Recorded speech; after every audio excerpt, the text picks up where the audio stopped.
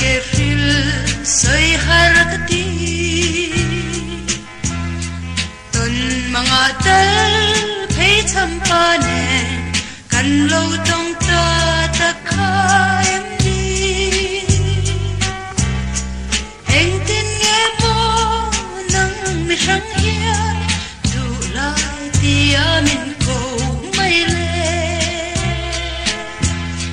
mi bang kan piang ta silo chỉ lệ quang ca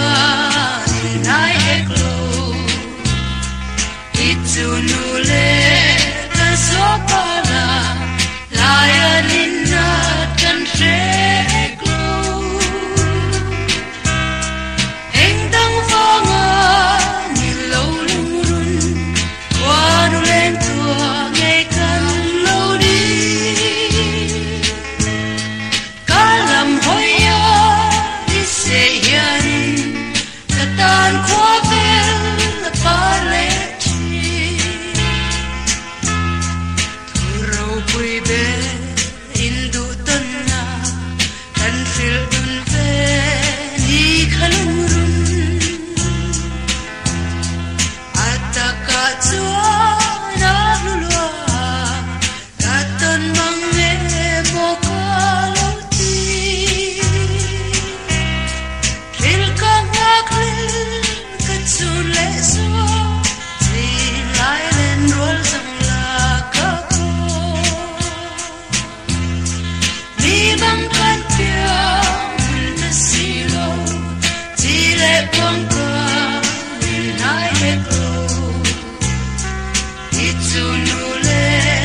ka so pala layanina kan eklo entang vanga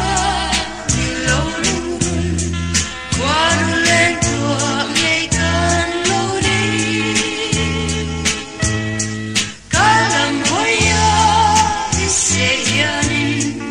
Katan ko vel parechi mi bang kan pia mun ta silo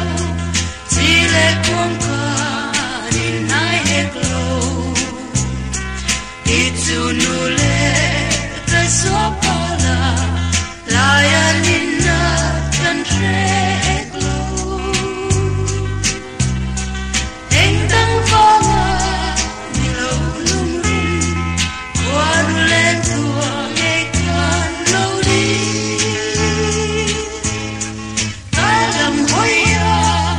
Say, yeah,